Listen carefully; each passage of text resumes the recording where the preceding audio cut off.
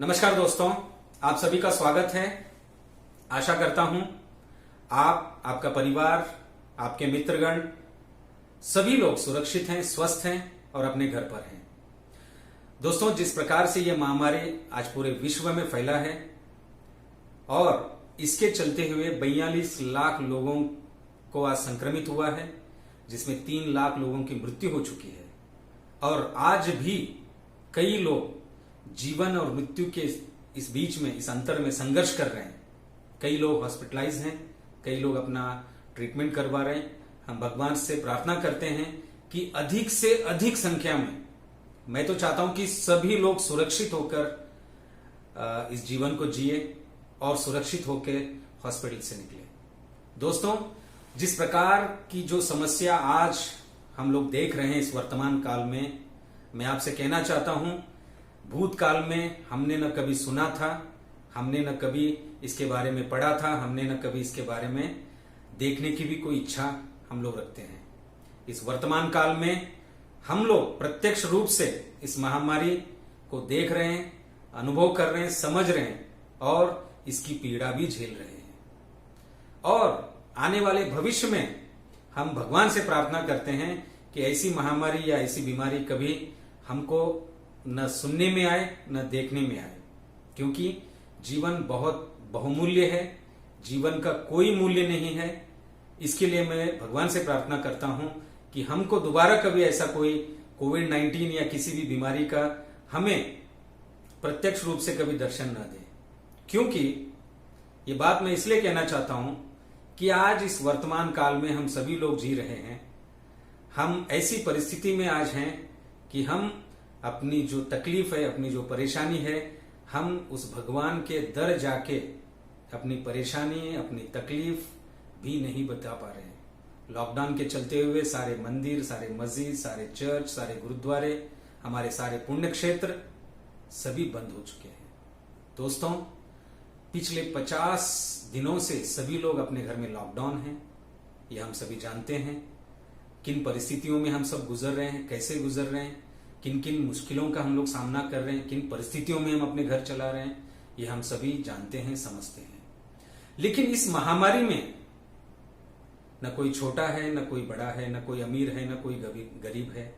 सभी लोग इस महामारी का शिकार हो चुके हैं, सभी लोग परेशान हैं। आज जैसे कि आप सभी जानते हैं, OG institute of safety private limited always कटिबद्ध है कि हमेशा हम ट्रांसपोर्ट इंडस्ट्री को, ट्रक ओनरों को, ट्रक चालकों को, ड्राइवरों को आगे चल के हम साथ देंगे और ये हमारा संकल्प भी है, हम इसको आगे लेके भी जाएंगे। दोस्तों, आज मैं आपसे 3 विषयों पे बात करना चाहता हूं। सर्वप्रथम है मानसिक पीड़ा। मानसिक पीड़ा ये बहुत बड़ी बीमारी है। आज जिन परिस्थितियों में हम लोग चल रहे हैं, मानसिक रूप से हम अंदर ही अंदर, मानसिक रूप से हम परेशान हैं। मानसिक रूप से हम अपने व्यापार के बारे में सोच रहे हैं, मानसिक रूप से हम अपने परिवार के बारे में, अपने हेल्थ के बारे में, अपने जीवन के बारे में, अपने बच्चों के बारे में, अपने बुजुर्गों के बारे में, अपने माता पिता के बारे में, सबके बारे में मानसिक पीड़ा हमें सता रही है। इस मानसिक पीड़ा, जितना अधिक हम मानसिक रूप से, ज्यादा से ज्यादा मानसिक रूप से हम लोग सोचने जाएंगे तो इसका सीधा इफेक्ट आपको आपके शरीर पर होगा। क्योंकि एक जो घर होता है, उस घर में एक मुखिया होता है जो घर को संभालता है, सबको लेके चलता है। अगर वो मानसिक रूप से परेशान होता है, मानसिक रूप से इन कोविड-19 यानी कि इस महामारी में मानसिक रूप से अधिक सोचता है, तो इसका डायरेक्टली जो इंपैक्ट होगा वो आपके शरीर पे होगा। यानी कि हम शारीरिक रूप से भी कमजोर हो जाएंगे। जैसे कि अगर हम मानसिक पीड़ा जितनी बार अगर हम दिन में घर में बैठ के बार इसी मानसिक रूप से सोचते रहेंगे तो इसका कोई हल निकलने वाला नहीं है। इसका उल्टा आपको तकलीफ ही होगा, आपके शरीर को इफेक्ट करेगा। जिस दिन ये आपके शरीर को इफेक्ट करेगा, आप बीमारियों को दावत देंगे अपने शरीर। ऑलरेडी आज कई % लोग ब्लड प्रेशर की बीमारी से, डायबिटीज की बीमारी से, कई छोटे छोटे बड़े बड़े बीमारियों से जूझ रहे हैं। यानी कि मानसिक उत्पीड़न से आपको शारीरिक उत्पीड़न भी पैदा होगा। तो आपसे यह विनम्र प्रार्थना करता हूं कि आप मानसिक रूप से कमजोर मत हो जाइए। अपने आप में विश्वास रखिए। जीवन में समस्याएं आती हैं, जीवन में समस्या आएंगी और जाएंगी, और ये जो समस्याएं हैं, ये समस्याएं सिर्फ आपके लिए नहीं है, आपके परिवार के लिए नहीं है। ये समस्या पूरे देश में, पूरे विश्व में है। जो तकलीफ आप पूरा विश्व झेल रहा है, पूरा मानव समाज झेल रहा है, वो समस्या आप भी झेल रहे हैं, मैं भी झेल रहा हूं। मतलब मेरा कहने का मतलब यह है कि मानसिक रूप से अधिक इसके बारे में मत सोचिए। ये भूल जाइए कि ये समस्या सिर्फ मुझे आया है, मैं बहुत परेशान हूं, मैं आगे क्या करूं। इस प्रकार से मानसिक रूप से आप अपने आप को उत्पीड़न में मत डालिए, क्योंकि जब शारीरिक रूप से आप बीमार हो जाएंगे तो आपको बचाने के लिए कोई नहीं आएगा। आपको मानसिक संतुलन भी बना के रखना है, आपको शारीरिक संतुलन भी बना के रखना है। आप ऑलरेडी कई ऐसे छोटे बड़े बीमारियों से लड़ रहे हैं, फिर ये मानसिक रूप से हम गंभीरता से सोच के अपने शरीर को हानि पहुंचाना, ये हमारे लिए दुखद की बात है। इसके अलावा आर्थिक रूप से हम लोग परेशान हैं, यानी कि मानसिक रूप से भी परेशान है, आर्थिक रूप से भी परेशान है, शारीरिक रूप से भी परेशान है। तो आप सोचिए कि आज आपके ऊपर कई ऐसी जिम्मेदारियां हैं, कई ऐसे आपको आगे काम करना है, आगे आपको और जिंदगी जीना है। हमें आज यह समस्या इतनी बड़ी है कि हमें यह नहीं पता है कि अगर हम घर के बाहर जाएंगे तो हमें किस व्यक्ति से या किस प्रकार से या फिर कैसे ये कोविड-19 का इफेक्ट होगा, या हमारी वजह से किसको आएगा, या हम दूसरों की वजह से हमें कैसे आएगा, किस रूप में आएगा, हमें पता नहीं है। इसका मतलब है कि हम अंधेरे में युद्ध कर रहे हैं, हम अपने जीवन के लिए युद्ध कर रहे हैं, जिंदा रहने के लिए हम लोग युद्ध कर रहे हैं। तो मैं आपसे यह कहना चाहता हूं कि धैर्य रखिए, हिम्मत रखिए, साहस से काम लीजिए, क्योंकि दुनिया यहां पे खत्म नहीं होगा। इस महामारी में हमको जीत के आगे आना है। अपने शारीरिक, अपने मानसिक और अपने आर्थिक परिस्थिति को इससे भी बेहतर भी बना सकते हैं। ऐसा पॉजिटिव एनर्जी आप अपने मन में लाइए, क्योंकि दोस्तों ये कॉमन चीज है। ये जो समस्या है, ये जो परेशानी है, ये आपके लिए नहीं है, पूरे विश्व में है, पूरे लोगों के लिए, पूरे समाज के लिए है। मैं आपसे एक छोटा सा विनम्र प्रार्थना करता हूं कि जो व्यापार आपका है या जिससे भी आप व्यापार करते हैं, आप अपने व्यापार अच्छे संबंध उनसे और अधिक बनाइए। आपका व्यापार जिससे भी चलता है, या हमारी रोजी रोटी जिससे चलती है, या जहां पे हम लोग काम करते हैं, या जहां पे हम किसी से काम लेते हैं, तो अपने व्यापार संबंध और अधिक अच्छे बनाना पड़ेंगे।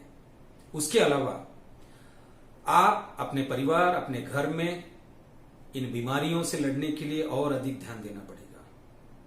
और कहीं आर्थिक रूप से अगर आपको सुधार करना है, तो आपको सर्वप्रथम यह काम करना है कि जो अनवांटेड खर्चे हैं, जिससे कोई लाभ नहीं है, ऐसे खर्चों को कम करिए। हमें आर्थिक रूप से भी सशक्त बनना है, शारीरिक रूप से भी सशक्त बनना है, और मानसिक रूप से भी सशक्त बनना है। उसके अलावा व्यापारिक रूप से भी हमें हिम्मत से काम लेना पड़ेगा।